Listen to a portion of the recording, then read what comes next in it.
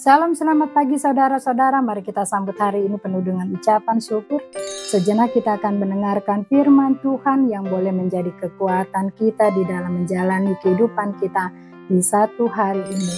Sebelumnya kita berdoa. Damai sejahtera Allah yang melampaui segala akal kiranya memelihara hati dan pikiran saudara-saudara di dalam Kristus Yesus Tuhan kita. Amin. Firman Tuhan yang menyapa kita di hari ini Selasa 24 September 2024 yang menjadi renungan harian HKBP terambil dari Yesaya pasal 55 ayat yang ke-5. Beginilah firman Tuhan.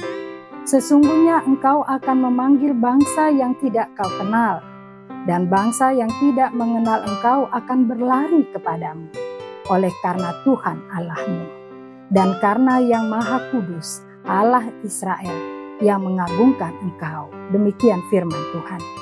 Saudara-saudara terkasih di dalam nama Tuhan kita Yesus Kristus, sadar atau tidak sadar, kita sebagai orang yang diselamatkan punya tugas dan tanggung jawab untuk memenuhi tugas panggilan kita sebagai pengikut Kristus.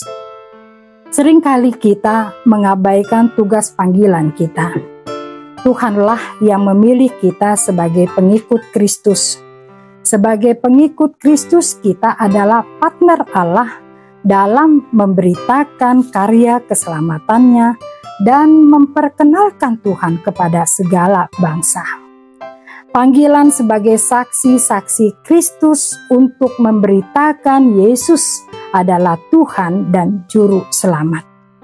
Dalam 1 Petrus 2 ayat 9 sampai ke 10 dituliskan, namun kamulah bangsa yang terpilih, imamat yang rajani, bangsa yang kudus, umat kepunyaan Allah sendiri, supaya kamu memberitakan perbuatan-perbuatan yang besar dari Dia, yang telah memanggil kamu keluar dari kegelapan kepada terangnya yang ajaib.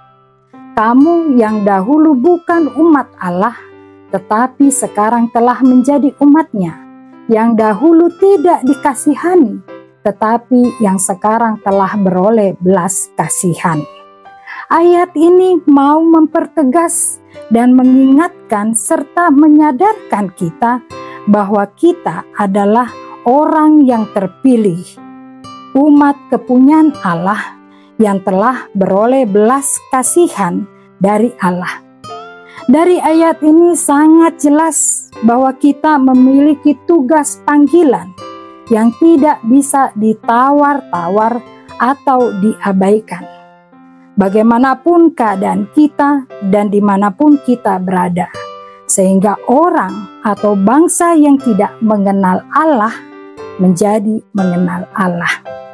Saudara-saudariku yang terkasih di dalam nama Tuhan kita Yesus Kristus, sebagai orang yang diselamatkan dan ditebus oleh Tuhan, janganlah kita lupa bahwa kita juga adalah anak Allah.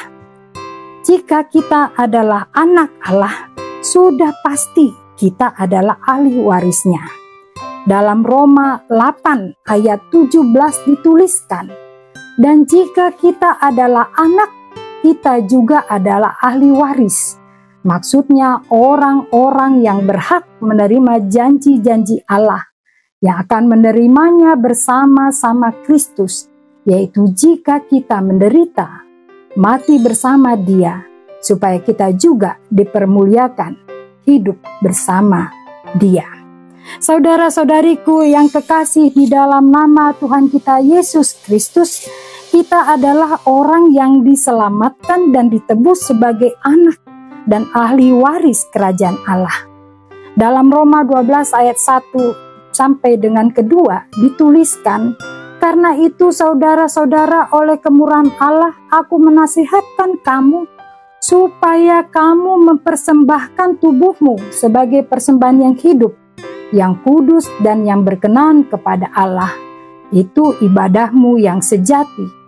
Janganlah menjadi serupa dengan dunia ini, tetapi berubahlah oleh pembaruan budimu, sehingga kamu dapat membedakan mana kehendak Allah, apa yang baik, yang berkenan kepadanya, dan sempurna.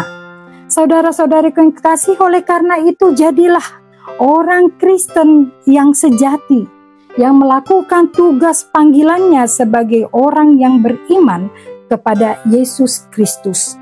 Kehadiran kita menjadi saksi Kristus dimanapun kita berada, dalam keadaan apapun kita, agar semua bangsa menjadi milik kepunyaan Allah, sehingga kemuliaan Yesus Kristus sebagai Mesias semakin nyata di dalam kehidupan. Kiranya Tuhan memberkati kita semua. Amin.